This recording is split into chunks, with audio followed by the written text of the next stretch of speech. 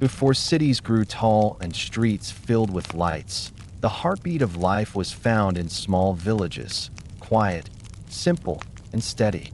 The medieval village was the world in miniature, a place where every path, every bell, every field told a story of human endurance. There were no engines, no rush of traffic, no modern comfort. Only the rhythm of days shaped by the sun, the sound of wooden wheels on dirt roads, and the soft murmur of people who lived close to the land, working, sharing, and surviving together. I end this calm journey. We'll step back into that world and see what life was really like inside a medieval village, how people built their homes, how they ate, worked, and rested, and how, even in hardship, they found small moments of peace. Before we begin, don't forget to like this video and subscribe, so you can return again for more gentle stories from the quiet corners of history. If you were to walk through the heart of a medieval village, the first thing you'd notice would be the sound. Not the noise of machines or traffic, but a softer rhythm, the clatter of a wooden cart over stones, the bleating of goats, the gentle conversation of neighbors who had known each other all their lives. Medieval villages were small, but they were entire worlds to the people who lived in them. Most held only a few dozen families: farmers, millers, blacksmiths, weavers, and herders, each bound together by the land that sustained them. Every path and every building had purpose. Nothing was wasted, and nothing was done without reason. Life here moved with the pace of nature. At the very center of most villages stood the green, an open space of grass where paths converged, markets were held, and animals sometimes grazed. The village green was both meeting place and boundary, where work and rest overlapped. On quiet evenings, children chased one another while elders sat nearby, mending tools or speaking softly about the day's work. Nearby stood the hall, not the grand stone castle of noblemen, but a timber structure where the reeve or village head held meetings and settled disputes. This was where the villagers gathered to discuss harvests, repairs, and shared responsibilities. If someone's roof needed fixing or the mill well had jammed, it was here that tasks were assigned. Cooperation was not optional. It was survival. Most villages grew around water. A stream or well was the source of everything, for drinking, washing, and sometimes for powering a simple mill. In the morning, you would see women drawing buckets, their laughter echoing between cottages. The air smelled faintly of damp earth and wood smoke, and the light shimmered on the water's surface as the sun climbed above the fields. The houses themselves were modest, built from local materials. Walls were made of wattle and daub, thin wooden sticks woven together, coated with mud and straw. Roofs were thatched with reeds, their edges bound tightly against the wind. Inside, the floors were packed earth, sometimes covered with rushes that were changed every few weeks. In the corner burned the hearth, the center of warmth, cooking, and family life. Its smoke curled up through a hole in the roof, leaving a faint haze in the air that caught the light like mist. Furniture was simple: a table, a few stools, perhaps a chest for clothing. Beds were wooden frames filled with straw, covered with rough linen or wool blankets. Yet for all their simplicity, these homes were filled with life. The smell of bread baking, the hum of conversation, the crackle of fire. Evenings were quiet, but rarely silent. The murmur of neighbors could be heard through thin walls, and the sounds of animals, cows lowing, chickens rustling, formed a kind of background music to village life. The rhythm of the day followed the sun. At dawn, the village stirred. Smoke rose from chimneys, roosters called, and men and women stepped into the fields with tools slung over their shoulders. Fields were divided into long, narrow strips, shared among villagers according to custom. Work began with the first light and continued until dusk. The sound of scythes cutting grass, of hoes striking soil, filled the air. It was hard work, but it was the kind of labor that everyone understood: honest, repetitive, and essential. The heart of the village was not only its buildings, but its people. Everyone depended on everyone else. The blacksmith forged the tools. The carpenter mended carts and built doors. The miller ground the grain into flour. Children helped with chores, carrying water, collecting firewood, tending geese. Even the elderly had their roles, telling stories, minding infants, and teaching the younger ones how to thatch, weave, or plant by the moonlight. Life was interwoven, each thread vital to the whole. In the evenings, when the sun dipped below the hills, the fields quieted. Villagers returned home, their boots heavy with mud, their shoulders aching but content. The smell of stew drifted from cottage to cottage, vegetables, barley, sometimes a bit of fish or chicken on special days. There was little luxury, but there was always food enough to share.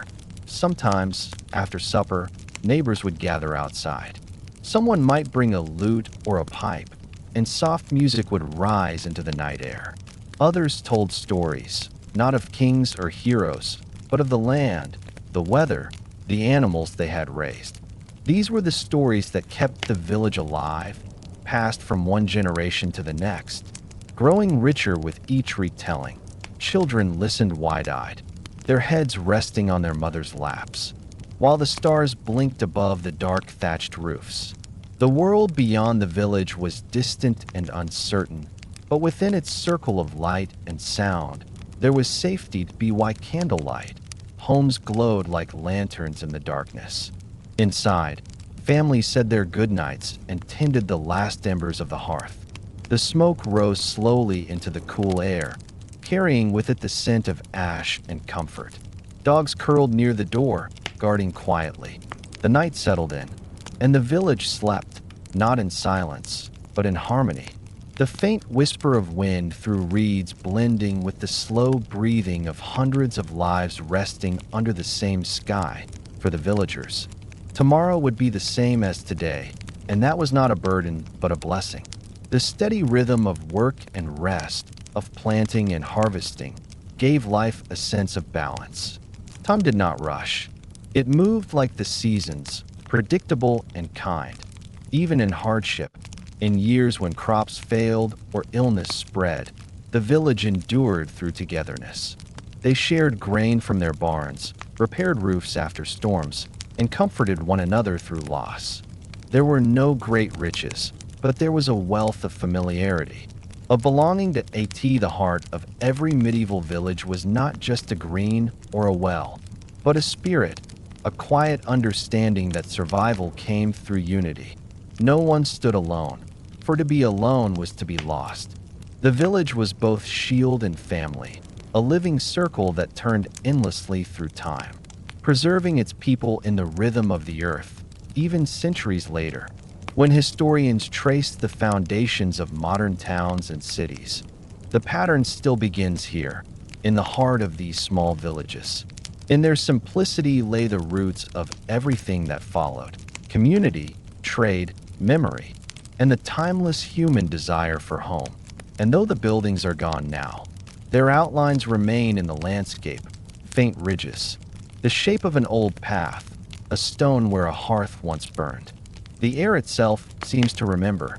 Walk through such a place on a still evening, and you can almost hear it, the faint echo of wooden wheels, the murmur of voices, and the heartbeat of a life that once moved in rhythm with the turning of the earth.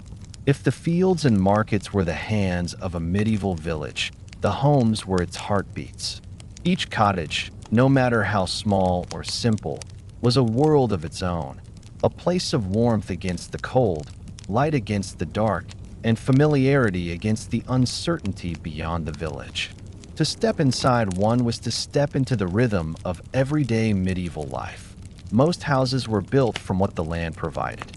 The walls were made of wattle and daub, a lattice of thin branches coated in a mixture of mud, straw, and animal hair. When freshly applied, the daub was smooth and pale, giving off a faint earthy smell that blended with the scent of smoke and bread. The roofs were thatched with reeds or straw, thickly layered to keep out rain and wind.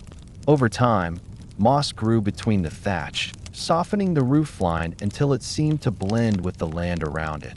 The cottages stood close together, often sharing walls or small yards. Paths of beaten earth wound between them, scattered with straw to soak up mud during the rainy months. Smoke curled lazily from the holes in their roofs, marking each home as a small island of life amid the quiet fields. Inside, space was precious. Most cottages had only one main room, with perhaps a small loft above for sleeping or storage. The floor was packed earth, hard and cool beneath bare feet. Rushes, reeds gathered from nearby marshes, were spread across it to keep down dust and add warmth. These rushes were replaced every few weeks, though in truth, many households waited longer. The result was a layered, lived-in scent: smoke, herbs, straw, and thyme. The central feature of every home was the hearth. More than a place for cooking, it was the center of existence. The hearth gave heat, light, and a sense of security that nothing else could. The fire burned almost constantly, banked at night with ash to keep embers alive for morning. Its glow flickered against the low walls, turning them golden. The sound of wood crackling and the smell of smoke became the lullaby of daily life. From the hearth came every meal. A blackened iron pot hung on a chain, swinging gently above the fire. Meals were simple: stews of barley, onions, peas, and roots, thickened with whatever the season offered. Bread was baked on the embers or at the communal oven shared by the village. When grain was scarce, they stretched it with beans or ground acorns. There was no waste. Every crumb was used. Meals were eaten together, often from a single bowl shared among family members.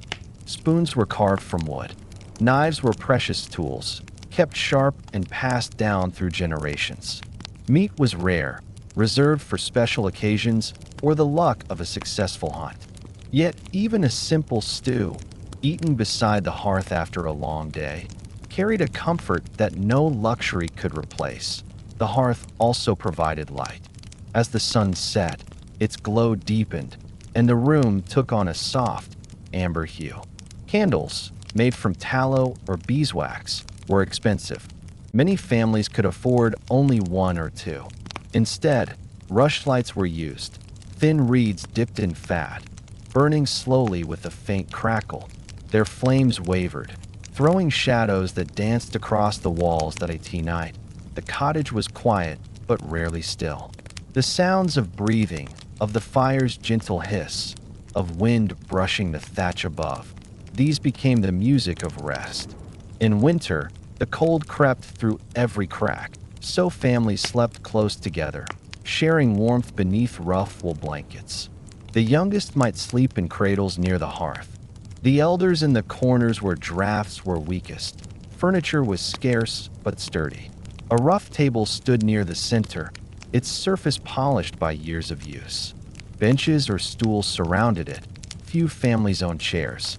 A wooden chest served as both storage and seat, holding clothing, tools, and sometimes precious keepsakes: a comb, a belt buckle, a folded scrap of cloth dyed with rare color. Clothing hung from pegs or rafters. Everyday garments were made of wool or linen, thick in winter, lighter in summer. Women spun thread by hand, the soft rhythm of the spindle filling the evenings. The flick of fiber, the turn of wrist, it was a quiet, patient sound, as ancient as the village itself. Above, in some cottages, a loft held straw mattresses for sleeping. Children often shared space here, whispering stories until sleep took them. The smell of hay and smoke drifted upward, mingling with the cool night air that seeped through the roof. Every home had small tokens of care. Dried herbs hung near the door to scent the air. Polished stones arranged on a shelf, or a carved wooden figure passed down from generations. Though possessions were few, each carried meaning. The walls, though simple, were not bare. They bore the marks of hands that had built them, patched them, lived beside them. Life inside the medieval house followed the rhythm of necessity. At dawn, the fire was stoked back to life. embers glowing red again under the breath of the morning. Water was fetched, grain was ground, the day began. Children were dressed, animals fed, and the cycle continued. Unhurried, familiar, endlessly repeating in bad weather. When fields were too wet to work, people gathered indoors. The crackle of the fire replaced the sound of sighs. Women mended clothes or spun wool. Men carved handles for tools or repaired fences by the door. Children played with wooden toys or pieces of straw, their laughter echoing softly in the small space. These days of confinement were often the most cherished, moments when the whole family was together, safe and warm while rain pattered on the roof. The hearth also marked the passage of seasons. In winter, its fire was constant, the center of all activity. In spring, it became the place for boiling dyes and heating water for washing after months of cold. In summer, it was banked low, used sparingly to keep the air cool. In autumn, it roasted the harvest, apples, grains, herbs hanging from beams above to dry. The smell of each season was different, but always tied to the fire. Even visitors were measured by the hearth. To share its warmth was to be welcomed. To stand apart from it was to remain a stranger. Travelers and peddlers, when allowed inside, were given a seat by the fire and a bowl of stew. In return, they offered stories, news from distant towns, rumors of weather, the rise and fall of lords none in the village had ever seen. Though small, these homes were strong. They stood through storms, through famine, through time itself. Families grew and changed within their walls. Children were born beside the same hearths where their grandparents had once sat. Each generation added its touch, a repaired beam, a new thatch, a mark carved into the doorframe to measure a child's height. And when someone passed away, the home carried their memory. The fire was banked low, the air still, the family gathered in silence. Death was not distant. It was part of life, as close and familiar as the warmth of the fire. Outside, the village moved in rhythm with these homes. Every hearth smoke that rose in the morning was a sign of life, of families waking, of work beginning.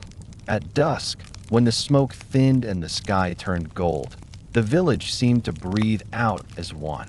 Each fire, each small flicker, was a reminder that survival was built from many small lights shining together. Centuries later, archaeologists can still trace the outlines of these houses in the soil, dark stains marking where walls once stood, ash layers where fires once burned. They find bits of pottery, fragments of tools, pieces of glass once set in tiny windows. These small things speak louder than any record. They tell of lives that were humble but not empty, lives built on patience, rhythm, and care. Life inside a medieval house was not luxurious, but it was full of warmth, of work, of the steady heartbeat of ordinary existence. Every flicker of the hearth flame, every whisper of straw beneath bare feet, was part of a story that stretched from one generation to the next in the end. It was not stone walls or high towers that preserved the medieval world. It was these homes, the simple cottages where people worked, ate, loved, and rested. The places where history happened quietly, one evening at a time, by the light of a small and steady fire. If the medieval village had a single master, it was not the lord or the reeve, it was the land. The soil itself governed life, when to wake, when to rest, when to celebrate, and when to endure. It dictated the pace of days, the rhythm of seasons, and the very survival of everyone who lived within the village bounds. For the medieval villager, work was not a choice but a condition of existence. Every man, woman, and child had a role to play, a task that tied them to the earth and to one another. The land was both provider and taskmaster, generous in good years and merciless in bad dawn. When the first thin light crept across the thatched roofs, the village began to stir. The air smelled of damp earth and wood smoke. Farmers stepped into the fields, carrying wooden plows drawn by oxen, their breath visible in the chill. The sound of hooves on frozen ground, the creak of leather harnesses, and the low murmur of voices formed the morning's music. Plowing was the first and most important act of the year. It turned the earth, breaking it open to receive the seed. The plow itself was simple, a heavy wooden frame tipped with iron. It carved long furrows through the soil, marking the start of another cycle of life. Each furrow was a promise that the earth would yield, that the village would eat, that another year would come and go. Men walked behind the oxen, guiding the plow with firm hands. They worked slowly, methodically, their bodies accustomed to the rhythm of the land. The soil was stubborn, clinging to their boots and hands, but they knew its moods as one might know an old friend's. They could tell by touch whether it was too dry or too wet, by scent whether it was fertile or tired. Women joined the men once the fields were ready. They sowed seeds by hand, scattering them in careful arcs, each handful a mixture of faith and precision. Children followed behind, driving away birds with clappers or sticks. The work was repetitive, but not mindless. It required attention to the weather, the wind, the shape of the land. Every gesture carried the weight of generations of experience. As the days lengthened, the fields began to green. Wheat, barley, oats, and rye rose slowly from the soil, their growth washed with quiet devotion. A good harvest meant warmth and food. A bad one meant hunger. There was little margin for failure. When storms came, or frost lingered too long, villagers stood helpless beneath the sky, their lives dependent on forces they could not control. Between planting and harvest came the endless cycle of maintenance. Fences were repaired, ditches dug, tools sharpened. The village mill, powered by wind or water, ground the grain that was already stored. Its low rumble was a constant sound in the background, a reminder that even when the fields rested, the work did not. The miller was an essential figure in the village, respected, sometimes envied, often gossiped about. He handled everyone's grain, measured everyone's flour, and took his share as payment. The rhythm of the mill was as steady as the heartbeat of the land itself. The turning of the great wheel, the grinding of stone upon stone, and the soft fall of flour formed a music of its own. Livestock filled another part of the village's life. Cows grazed on the common pasture, their bells clinking softly in the distance.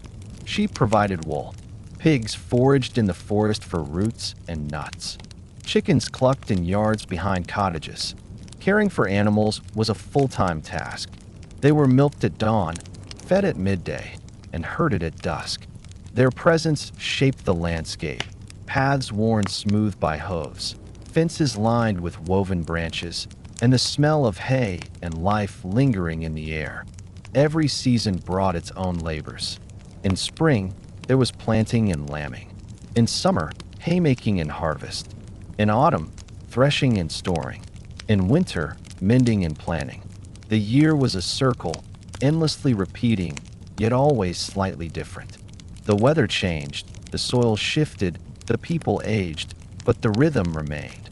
Harvest was both the hardest and the most joyful time. Fields of gold stretched as far as the eye could see, and every able hand was needed. Men swung sickles in wide, practiced motions. Women and children gathered the cut stalks, tying them into sheaves. The sun beat down, the air filled with the smell of ripe grain and sweat. Songs rose across the fields, work songs, rhythmic and steady, keeping time with the swinging blades. When the last sheaf was gathered, when the final cart rolled toward the granary, the village exhaled in relief. There would be enough for the winter. For a few brief weeks, the pressure eased, and people allowed themselves to rest. It was during these times that laughter returned more easily, that evenings grew longer and lighter. The harvest was not just food. It was reassurance, a sign that the land had not turned its back on them. Yet even in these moments of peace, work never fully stopped. The tools had to be cleaned, the thatch repaired before winter storms, the animals prepared for the cold. Time off was rare, and when it came, it was used carefully. But the people did not resent it. Labor gave structure to their days. In work, there was purpose, and in purpose, a kind of quiet satisfaction. The land also shaped the villagers' relationships with one another. Fields were divided into narrow strips, owned by different families but worked side by side. Cooperation was essential. If one man's ox fell sick, another lent his own. If a woman's crop failed, her neighbors shared grain from their stores. In return, she helped them mend roofs or gather firewood. The economy of the medieval village was built not on coin, but on trust. The reeve, a kind of local overseer, kept track of who owed what, who had helped whom, and who had neglected their duties. But more often than not, people needed no reminder. Their survival depended on mutual obligation. They knew that the same hands that helped them today might need help tomorrow. The children of the village grew up in this rhythm. They learned to recognize the smell of rain before a storm, the call of birds that signaled planting time, the feel of ripe grain beneath their fingers. Their games mimicked the work of adults, building miniature fences, pretending to herd invisible sheep, or tracing furrows in the dust with sticks.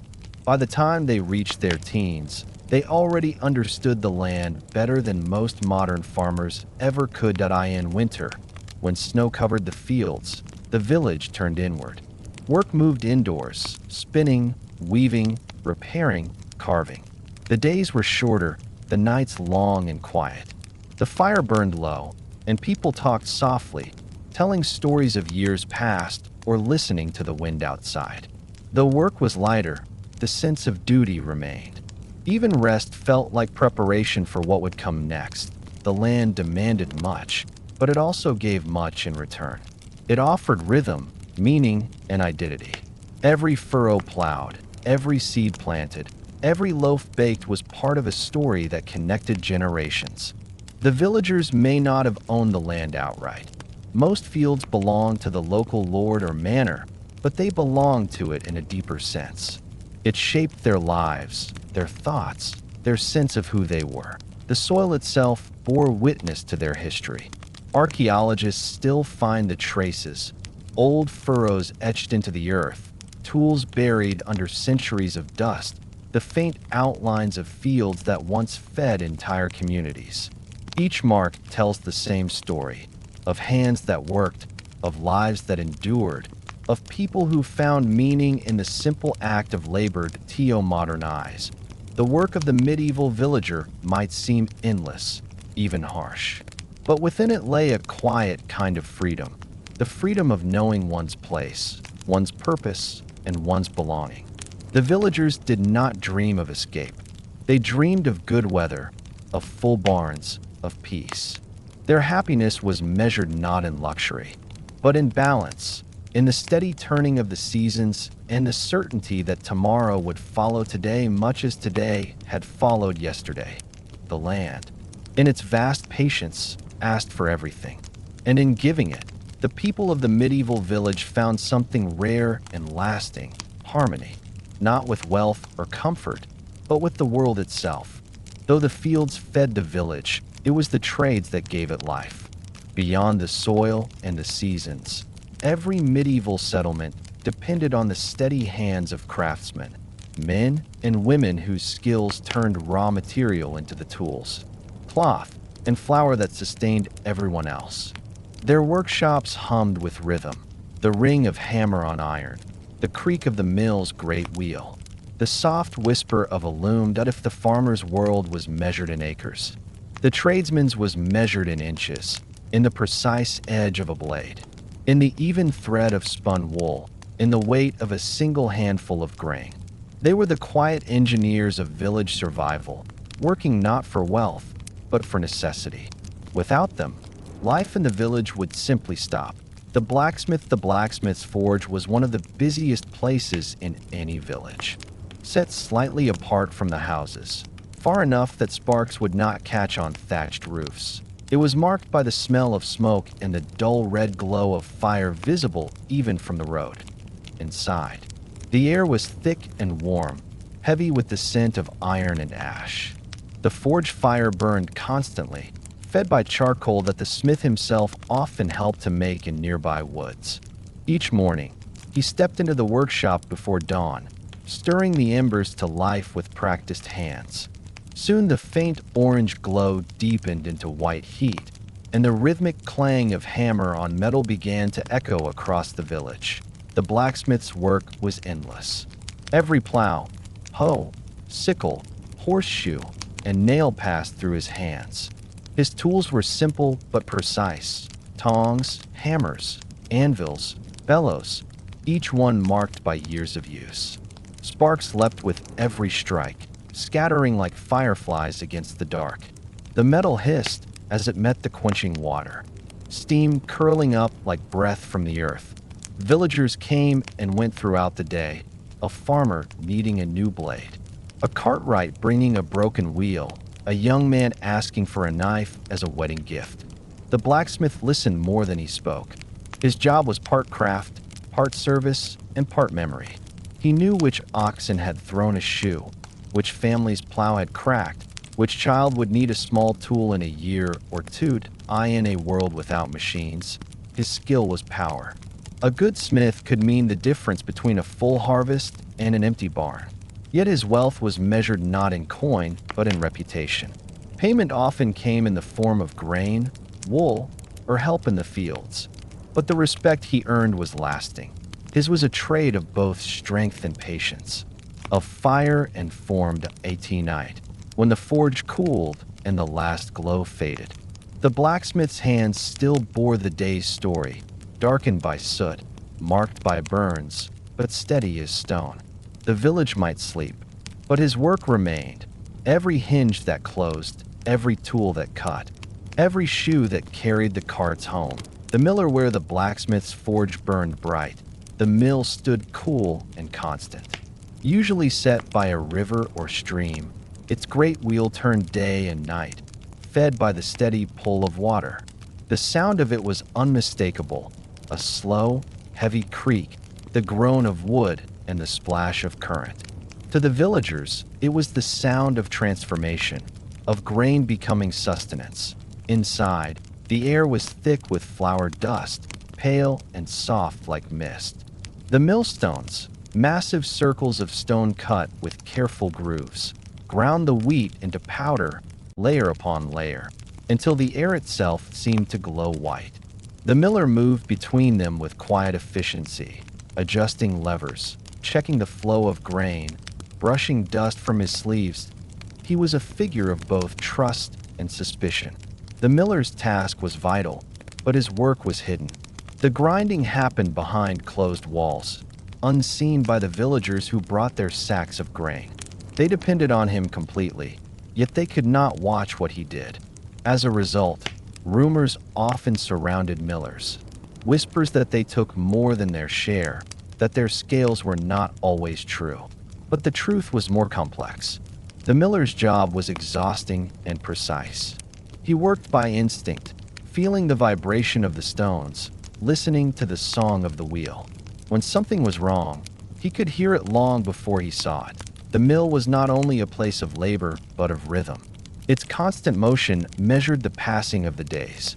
In summer, when the rivers ran strong, the wheel turned swiftly, filling the village bins with fresh flour. In winter, when frost slowed the flow, the wheel creaked sluggishly, and bread became scarce. Every household's meal depended on that turning. The flour the mill produced fed more than bodies, it fed community. Each loaf baked in the village oven carried the same scent of grain ground at the same mill. The bread that came from it was the taste of home. When the day ended and the wheel slowed to a stop, the mill fell silent, except for the drip of water from the paddles and the rustle of mice in the grain sacks. The miller would step outside, brushing white dust from his hair, and watch the river glide by, its surface dark and smooth, reflecting the faint shimmer of the moon. The weaver, if the mill gave the village bread, the weaver gave it warmth. Her house was often filled with the quiet hum of spinning wheels and the soft rustle of thread. From early morning until dusk, she worked beside the window, where the light was best, her fingers moving in steady rhythm. The weaver's world was color and texture. She turned raw wool into yarn, yarn into cloth, and cloth into garments that would clothe the entire village. Each step required skill and patience. The wool first had to be washed, carded, and spun, drawn out in long strands and twisted carefully so it would not break. The sound of the spindle, a faint whir, a soft sigh, filled the air like a lullaby. When enough yarn was ready, she moved to the loom. The wooden frame stood tall, its threads stretched tight like the strings of an instrument. Each pass of the shuttle, each press of the pedal, added another line to the growing fabric. The rhythm was hypnotic. Clack, thump, pull, a sound that spoke of both labor and peace. The weaver's cloth found its way into every home. Some became shirts and cloaks, others blankets or sacks. Brightly dyed pieces, rare and costly, might be saved for special occasions. But even the plainest cloth carried value. It was durability, comfort, survival. The work of weaving was slow, yet deeply satisfying. Each finished piece was a quiet triumph, proof of skill, patience, and time well spent. In the evenings, when her work was done, the weaver rolled up her cloth and sat by the hearth, her fingers still tracing invisible patterns in the air, the rhythm of craft together. These trades, the blacksmith, the miller, the weaver, formed the backbone of medieval life. Each depended on the others. The smith's tools plowed the land that grew the grain the miller ground into flour. The weaver's cloth clothed them all. The village was a web of effort, every thread connected. Work never truly stopped. When the smith rested, the mill turned. When the mill paused, the loom continued. The soundscape of a village was a living symphony of human persistence. Hammer, wheel, and thread weaving together the song of survival.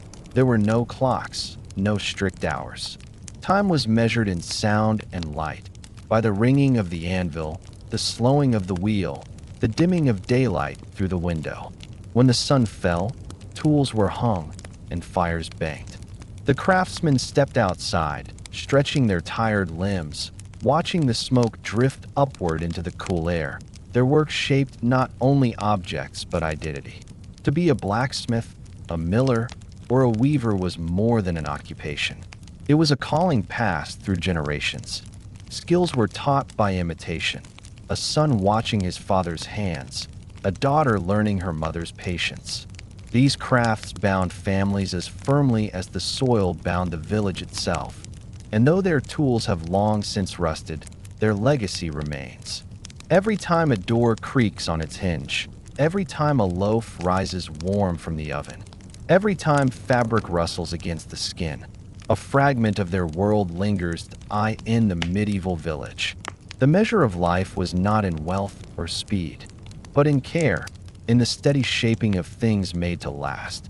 The blacksmith's fire, the miller's wheel, and the weaver's loom all told the same story, that even in a world without machines, human hands could build something enduring, something beautiful in its simplicity. In the medieval village, food was not only sustenance, it was time itself. The rhythm of eating followed the rhythm of the seasons, the soil, and the weather. There were no supermarkets or pantries stocked for months. What the land gave, the people ate. When it rested, they endured. Every meal was a quiet reflection of nature's generosity, or its silence. For most villagers, food was simple, familiar, and deeply tied to daily labor. Breakfast, when it existed, was little more than a piece of bread dipped in ale or warm broth left from the night before. The main meal came at midday, when the body needed strength for the hardest work. Supper followed at dusk, eaten in the fading light. When the fields grew quiet and the smoke from 100 hearths curled gently into the evening sky, bread was the heart of the medieval diet, not the soft, white loaves of modern times, but dense, coarse rounds made from whatever grains the land offered. Wheat was rare and precious, grown mostly on good soil near the manor. Most villagers ate bread of rye, barley, or oats, sometimes mixed together. The dough was heavy, and the loaves baked in communal ovens shared by the entire village. The smell of baking bread, earthy and warm, was the scent of life itself. Each family kept a small supply of grain, stored carefully in wooden bins or cloth sacks. Grain meant survival. When harvests failed or pests invaded, fear spread faster than hunger itself. Villagers learned to stretch what they had, mixing ground beans or peas into their dough, or baking flat cakes on stones when flour was scarce. Nothing was wasted, and nothing was taken for granted. Soups and stews were the second foundation of every table. Cooked slowly in iron pots over the hearth, they transformed simple ingredients into nourishment. Barley, onions, leeks, cabbage, and turnips filled the pot. Sometimes lentils or peas added thickness. Meat, if it appeared at all, was a rare guest. A few scraps of bacon or bits of poultry to flavor the broth. The aroma of these stews filled every home, a soft, steady comfort at the end of long days. The medieval villager's sense of taste was shaped by what could be preserved. Salt was valuable beyond measure, a tool of survival as much as of flavor. It cured fish, dried meats, and kept butter from spoiling. In some regions, salt was worth its weight in silver. To earn one's salt was no figure of speech. It was a measure of worth. Milk, cheese, and butter added richness to daily meals. Cows and goats were kept not for meat, but for milk. Fresh milk spoiled quickly, so much of it became cheese, pressed and aged in cool corners of the cottage. Each region had its own taste, from soft curds to hard wheels that could last through the winter. Butter, churned by hand in wooden tubs, was used sparingly. Its pale gold color a small luxury in a world of brown bread and gray broth. Eggs came from chickens scratching in the yard, and honey from hives tended in meadows at the village edge. Honey was the only sweetness most people knew. Its flavor carried the scent of wildflowers, changing subtly with each season. It was treasured, stirred into porridge, spread on bread, or used to soothe illness. Fruits and vegetables grew in every household garden. Each family tended a small patch beside their cottage, planted with whatever would take root.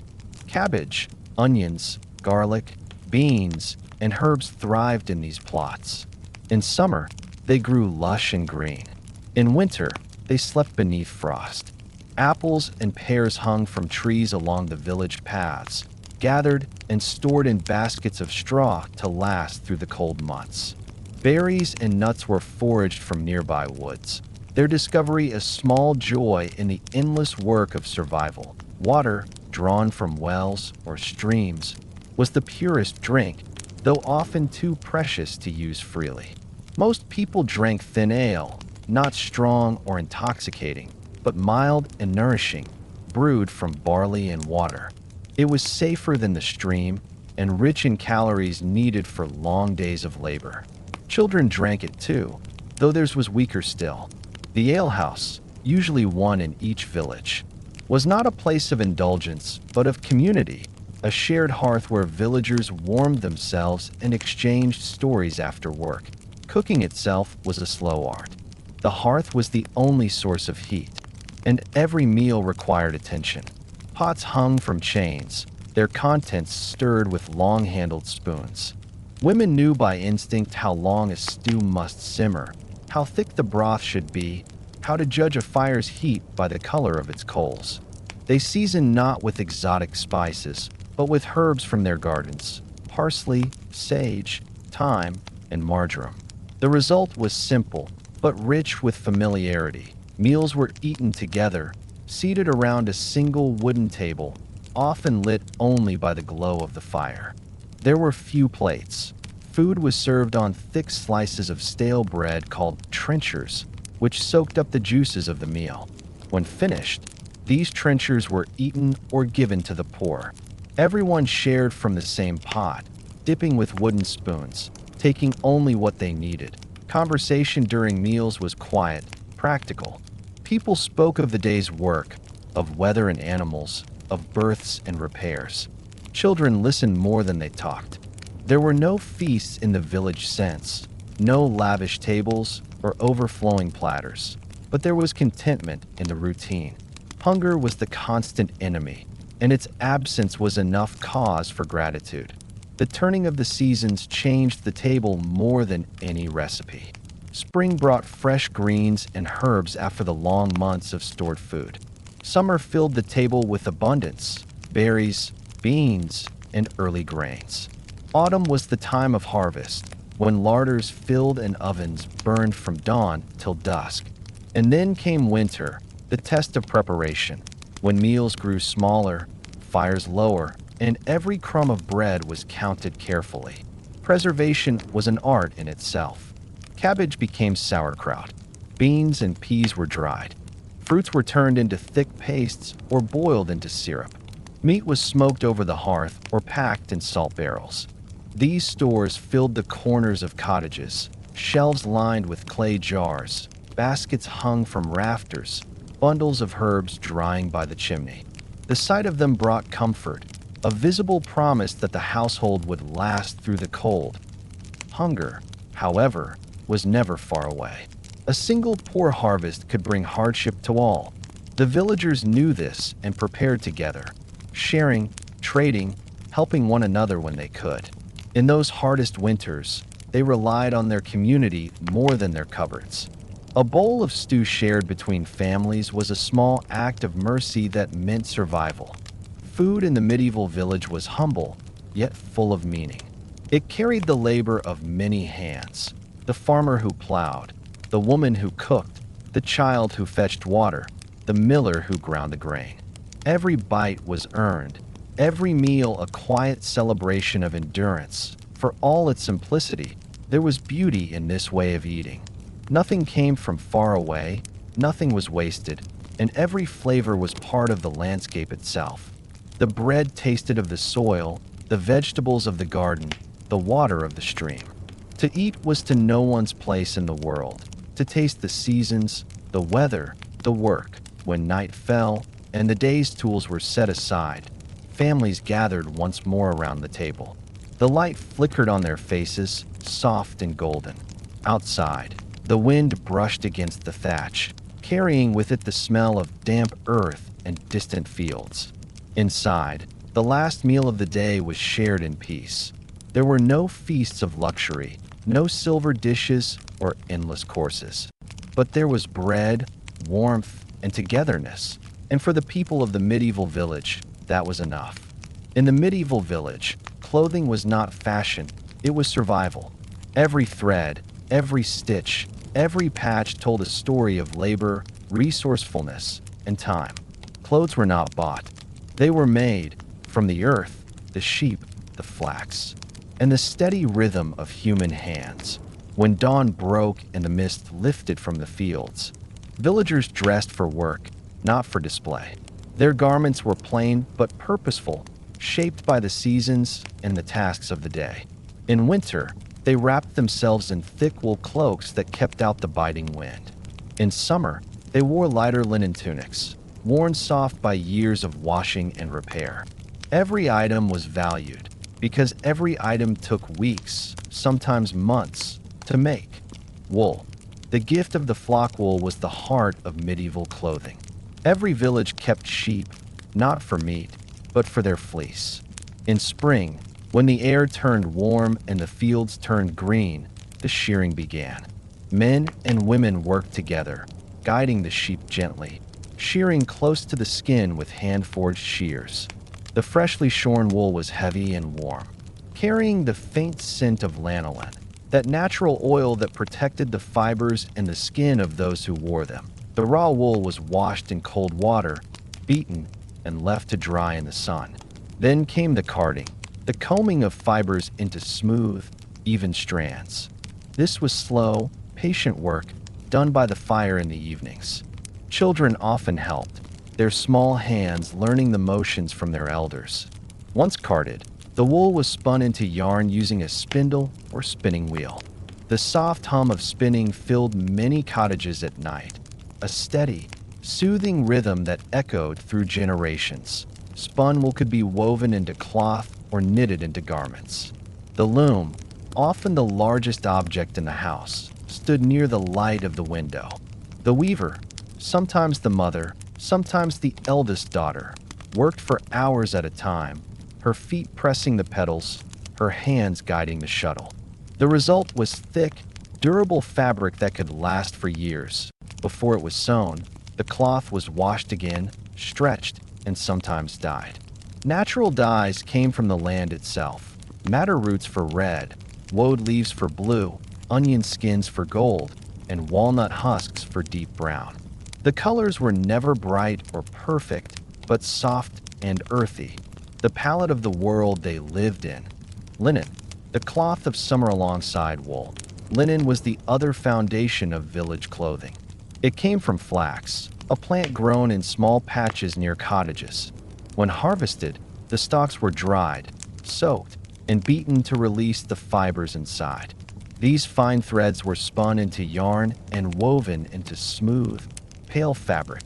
Linen was cooler and lighter than wool, ideal for undergarments and summer wear.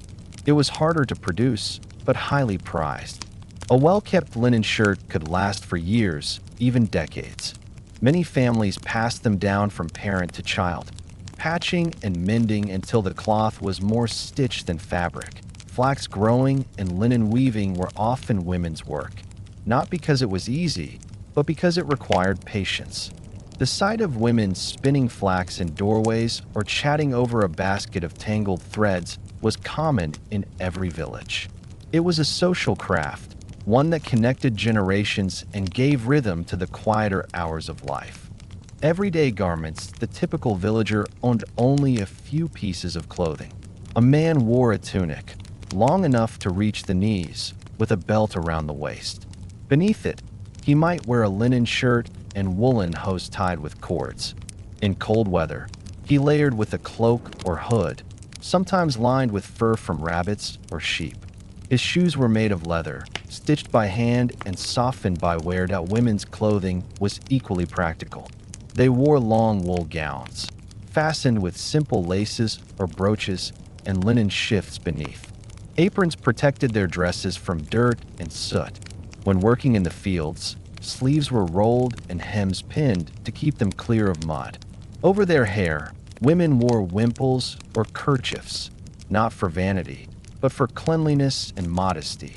Children wore smaller versions of adult clothes. There were no bright colors or decorations, only hand-me-downs and practical comfort.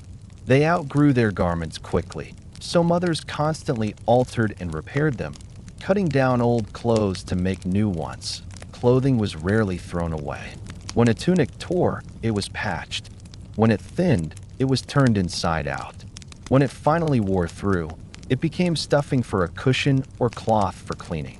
Every thread had a second life, and waste was a luxury no one could afford. The touch of the tailor. Not every villager made their own clothes entirely. Each community had at least one tailor or seamstress, someone whose skill with the needle was trusted by all. The tailor's cottage was filled with scraps of cloth, wooden forms, and tools worn smooth from use. He or she repaired torn seams, shaped garments to fit better, and sometimes crafted special pieces: a cloak for a reeve, a gown for a wedding, a new hood for a young man setting off to another village. Needles were precious, thin slivers of metal forged by the smith and kept in leather pouches. Thread came from homespun flax or wool. A good tailor's hands were calloused but gentle, and their eyes sharp even in dim light. They worked by the glow of the hearth, stitching in silence, their concentration unbroken except for the occasional hiss of the fire or creak of the stool beneath them. Layers of status. Clothing in a medieval village also spoke, quietly, of status. Though all garments were simple, the quality of fabric and color revealed much. A reeve or prosperous farmer might wear a cloak of finer wool, dyed deep brown or blue. A laborer's tunic would be rougher, undyed, and faded from sun and rain. Bright dyes, like crimson or violet, were rare reserved for the wealthy who could afford imported pigments. But even the poorest villagers took pride in neatness. Clothes were washed, mended, and kept as clean as possible. A well-patched tunic was a mark of care, not shame. The ritual of washing and repair laundry was hard, physical work. Clothes were washed in streams or wooden tubs, beaten with paddles, then rinsed and spread on bushes or grass to dry. Soap, when used, was made from ash and fat, harsh on the hands but effective. The smell of wet wool and wood smoke filled the air on wash days, a scent every villager knew from childhood. Repairing garments was almost daily labor. Women carried sewing kits of needles, thread, and scraps wherever they went. A torn hem might be mended while waiting for bread to bake or while talking at the well. Every patch was a memory of time saved, cloth reused, and love stitched into fabric. The feel of the season's clothing changed with the seasons, though not in fashion, only in function. Winter was heavy with layers, wool cloaks, mittens, fur-lined hoods, and shoes stuffed with straw for warmth. In summer, sleeves shortened, and linen shifts replaced thick wool. Rain was constant trouble. Cloaks were treated with oil or wax to repel water, though even so, most returned home soaked. Children ran barefoot through most of the warmer months, their feet hardened by the ground. Only in winter did they wear shoes, often passed down from siblings, softened by years of use. The cycle of wear and renewal mirrored the land itself, slow, patient, and practical. Just as the earth rested and renewed each year, so did the garments of the village. Old became new again through effort and care, the thread of identity in many ways. The clothing of medieval villagers was an extension of their labor. The shepherd wore the wool he raised, the spinner wove it, the tailor shaped it. Their garments were born from their own hands, their own animals, their own soil. In that sense, their clothing was as personal as their homes. When a man walked to the fields in the morning, his tunic smelled faintly of smoke and lanolin. When a woman stood by the hearth spinning wool, her hands carried the scent of soap and flax. Their clothes bore the traces of their days, a stain from bread dough, a tear from thorns, a patch from last winter's cold. It was not fashion, but a map of life. Even centuries later, archaeologists find fragments of wool, bits of thread, and rusted pins buried in the soil of old villages. These tiny remnants speak of care, skill, and continuity. They remind us that the people of the past, though they lived simply, valued the same comfort, dignity, an expression that clothing still gives today. Their garments may have been humble, but they carried warmth, not only of body, but of belonging. In a world where everything was made by hand and shared among neighbors, every thread bound the community a little closer. And when night fell, and the firelight glowed softly on wool and linen, those clothes, heavy with the scent of hearth smoke and the day's work, became blankets of familiarity. They were proof that even in the simplest lives, there was beauty in creation and pride in the things made not for show, but for life itself.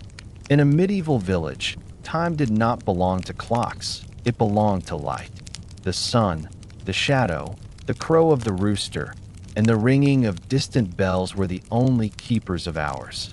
Days began not with alarms, but with the slow stirring of life, the whisper of wind through thatched roofs, the creak of wooden doors opening to the first chill of dawn. The rhythm of the village was older than memory itself. It followed the turning of the earth, the length of the days, and the cycle of work that never truly stopped. Every morning began with motion, quiet, deliberate, and familiar. Dawn, the waking of the village before sunrise. The village was still, dark cottages, faint trails of smoke from the first rekindled fires, the muffled cluck of chickens shifting in their coops. Inside the houses, the air was cool, the embers dim. Women rose first, their movements soft and practiced. They stirred the ashes in the hearth, blew gently until the red glow returned. then fed the fire with dry twigs and kindling. Soon, the first crackle of flame filled the room, pushing away the night's chill. Bread left to rise overnight was placed near the warmth. Water was fetched from the well.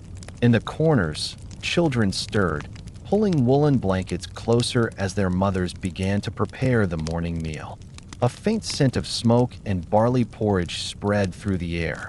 Men woke soon after, dressing in thick tunics and tying belts around their waists. They stepped outside into the pale light, stretching stiff limbs, looking toward the horizon to read the sky, for clouds that promised rain, for frost that warned delay. Their first words were often few, but they carried the weight of purpose. Animals were tended before anything else. Cows were milked, chickens fed, and pigs driven to the common pasture. The lowing of cattle and the soft bleating of sheep became the music of morning. The entire village seemed to breathe together as it woke, smoke rising from a dozen chimneys, footsteps on the damp ground, distant voices greeting the day. Morning, the labor of the fields. By the time the sun crested the trees, the fields were already alive with work. Men walked behind plows, their hands wrapped around worn wooden handles, guiding oxen that pulled steadily through the soil. The earth turned in dark, rich furrows, each line a promise of grain to come. Women followed with baskets of seed, scattering them in wide, practiced arcs. Children walked behind, laughing softly as they drove away birds with clappers made from wood and leather. The rhythm of motion, step, cast, clap, turn, was almost musical. Those who worked closer to home, the blacksmith, the carpenter, the weaver, began their own routines. The ring of the anvil echoed from the smithy. The steady tap of hammers, the whir of spinning wheels, and the creak of carts became the heartbeat of the village. Meals were simple and brief. Around mid-morning, workers paused to eat bread and cheese or a bowl of thick porridge. They sat in the grass or under trees, talking quietly, the air filled with the scent of earth and sweat and sunlight. Afterward, they returned to their work, unhurried but constant. There was no rush, only rhythm. The steady repetition that shaped every day into something solid and dependable. Midday, heat and hunger. As the sun climbed higher, the pace slowed. Tools were set down and work paused. In the heat of summer, the fields shimmered like waves, and even the birds fell quiet. Families gathered near hedgerows or in the shade of trees to share the day's main meal, stew from the night before, chunks of coarse bread, perhaps a few vegetables or bits of meat if fortune allowed. Water was fetched and shared. Some lay back against the earth, eyes closed, listening to the hum of insects. For a brief moment, time softened. The fatigue of morning faded into stillness, but rest never lasted long. The afternoon was waiting, fences to mend, carts to repair, hay to turn, grain to carry.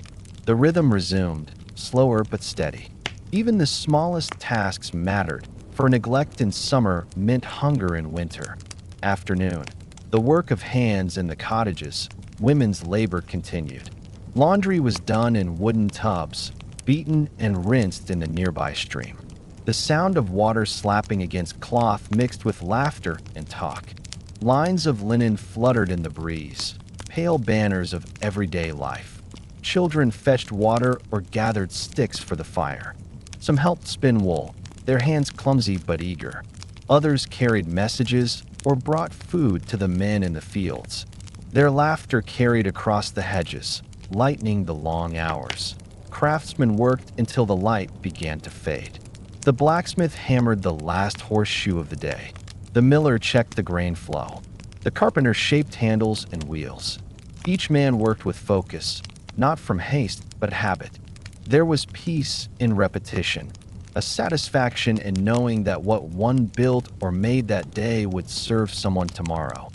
Evening, the return as the sun dipped toward the horizon. The village shifted once more. Shadows grew long, the air cooled, and the smell of supper began to drift through the streets. Farmers led their oxen home, their boots heavy with mud. Children ran ahead, calling to one another.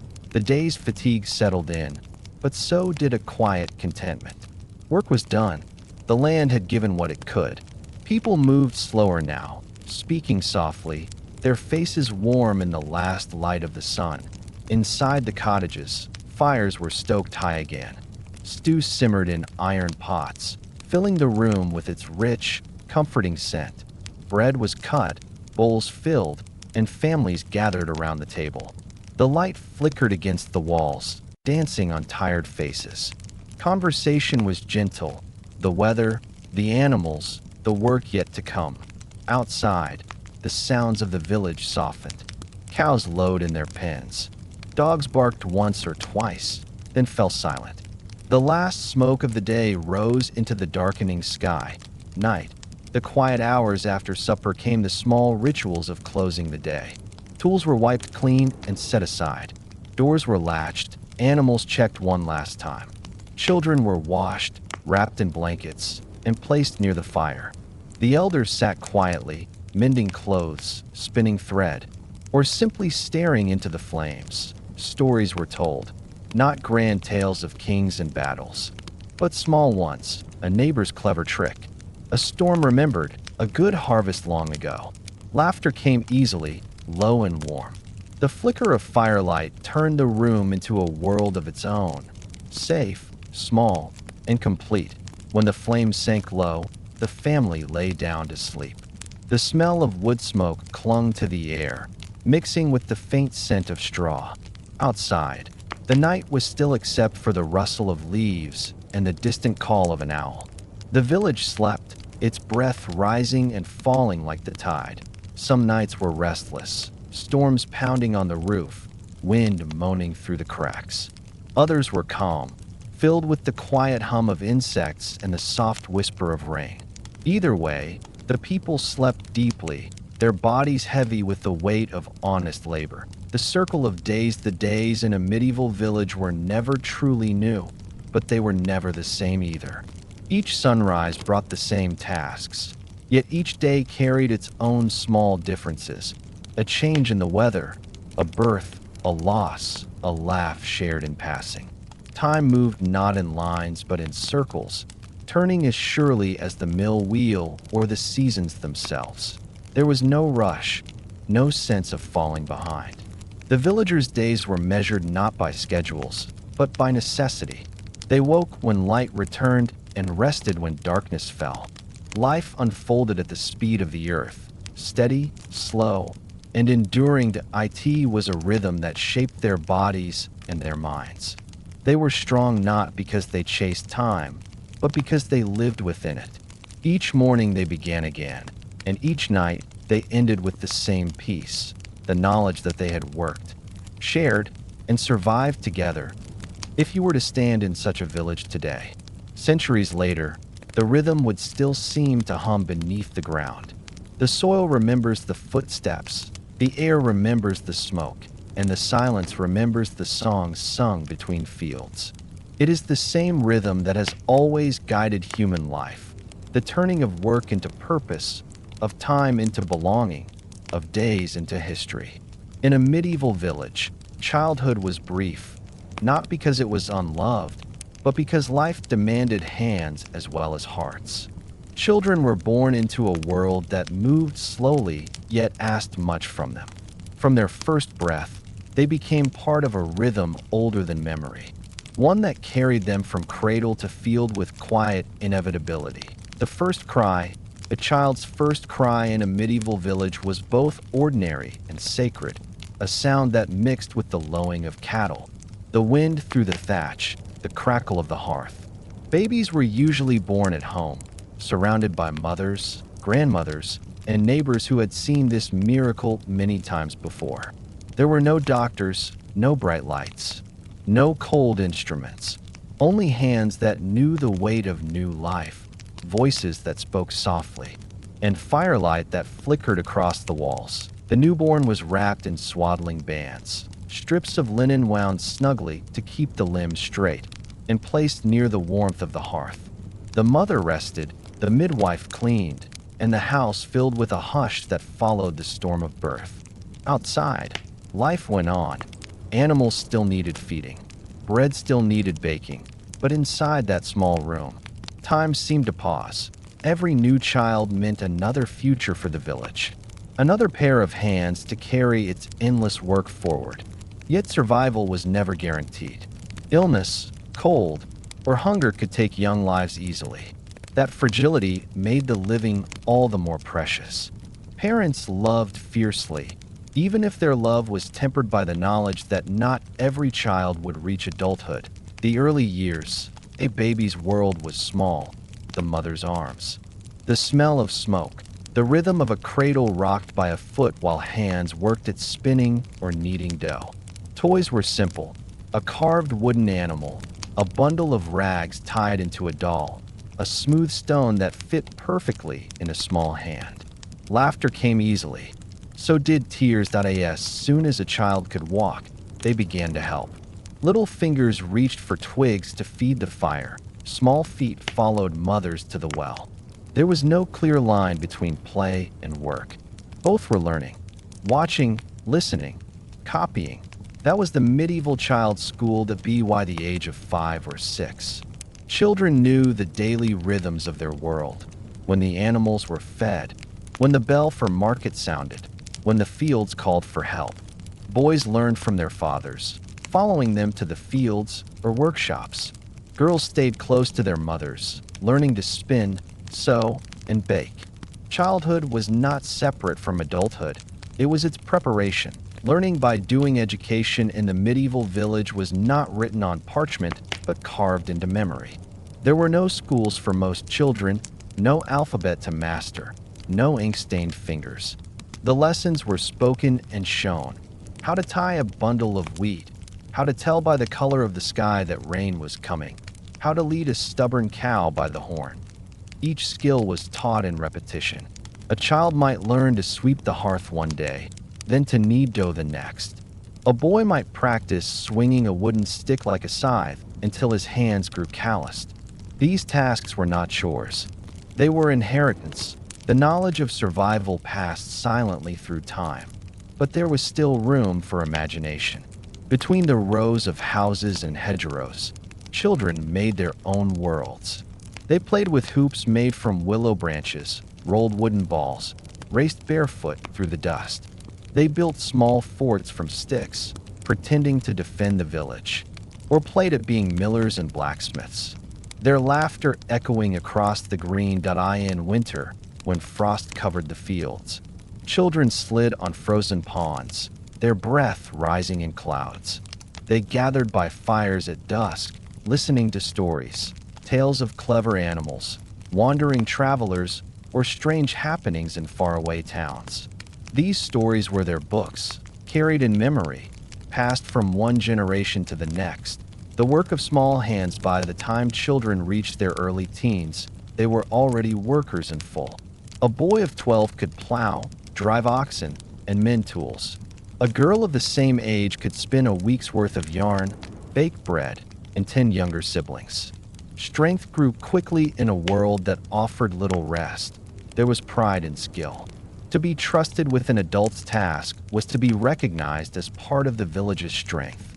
A father might hand his son a sickle for the first time with a nod that said more than words. A mother might let her daughter bake alone, testing her patience and care. Apprenticeship began young. Some boys were sent to work with craftsmen, blacksmiths, millers, or carpenters, learning trades that could sustain them for life. They swept floors, pumped bellows, fetched tools, and watched closely. Years of observation shaped their hands into the tools of their trade.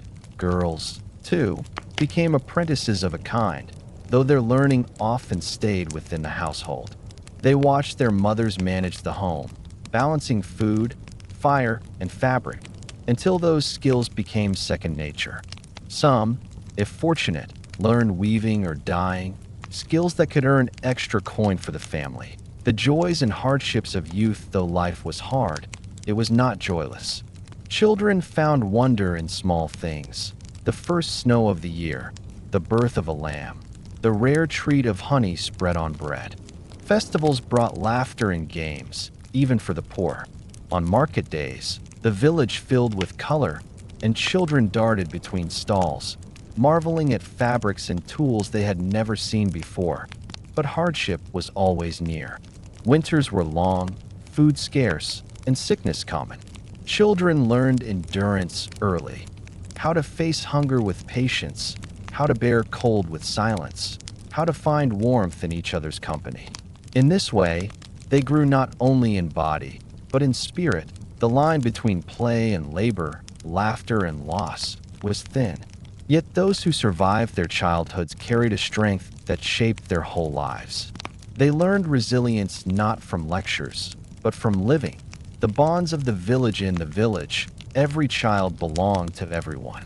Neighbors watched over one another's sons and daughters. If a mother was ill, another woman nursed her child. If a father was away, others taught his son the trade. This shared care bound the community together. Older children cared for the younger, holding their hands as they walked to the stream or soothing their cries at night. The sense of responsibility began early, an understanding that life was a web of mutual care. The laughter of children was more than sound. It was proof that the village endured.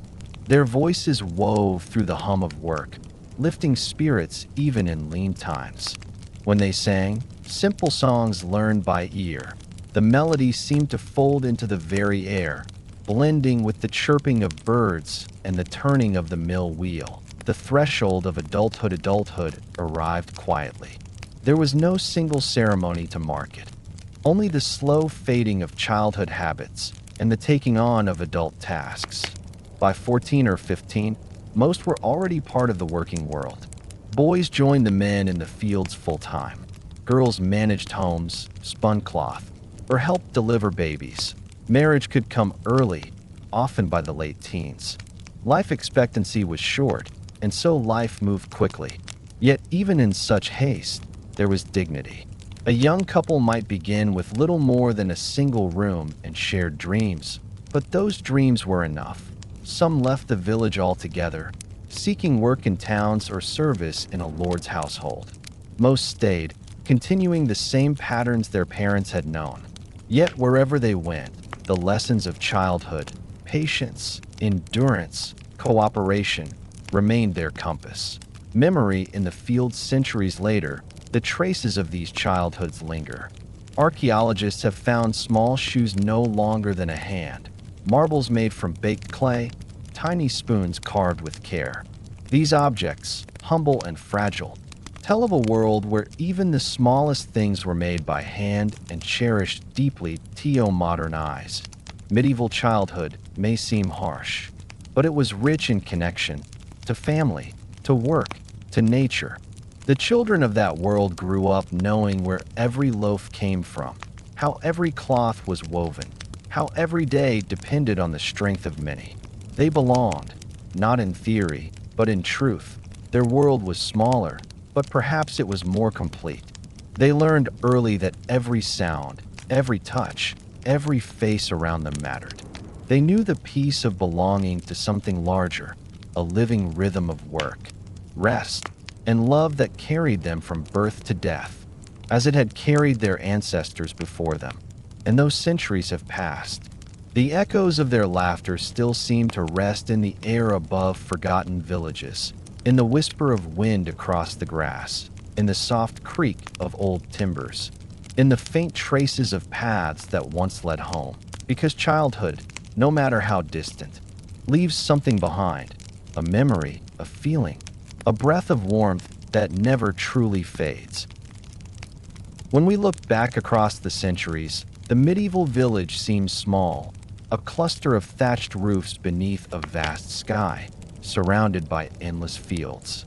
Yet within that small circle of earth and wood, entire worlds were lived. The people who walked those narrow paths and tilled that soil did not think of themselves as remarkable. They did not write great histories or build monuments meant to last forever, but their quiet endurance, their work, their patience, their closeness to the land became the foundation of the world that came after. In every modern town, every city street, every stretch of farmland, you can still trace their rhythm. The patterns of roads often follow the same lines once marked by oxen and carts.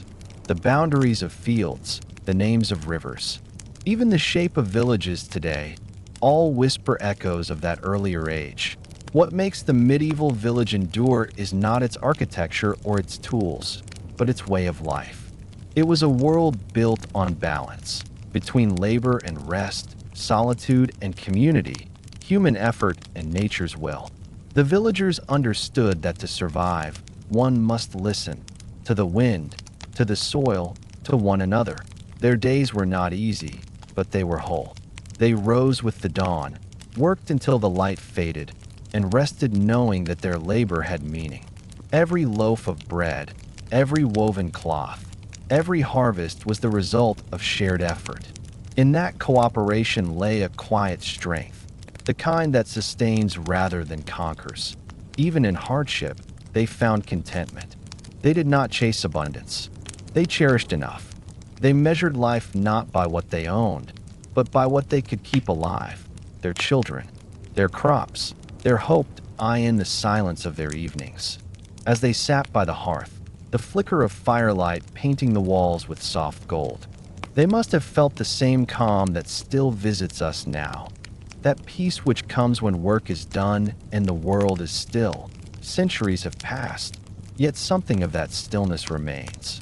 It lingers in the quiet hum of a countryside road, in the smell of wood smoke on a cool night, in the distant sound of bells across a valley. The past never truly leaves us.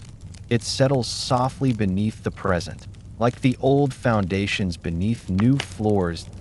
Remember, the medieval village is not just to study history. It is to remember simplicity, connection, and the dignity of small lives well lived. It is to be reminded that progress need not erase the past, but can grow from its patience. When we slow down enough to listen to the creak of wood, the rustle of trees, the murmur of people working together, we hear the same music they once heard, the rhythm of living close to the earth, and perhaps that is why their world still feels familiar. Beneath our cities, beneath our noise and haste, we are still reaching for what they had: belonging, purpose, and the quiet comfort of knowing we are part of something larger than ourselves. Tonight, as the world outside grows still and the last thoughts drift toward sleep, remember the village that came before us, the one where life was slow, where every sound had meaning, and where each day was enough. Because though the houses have crumbled and the people have long turned to dust, their way of living, gentle, patient, enduring, remains within us still. Good night.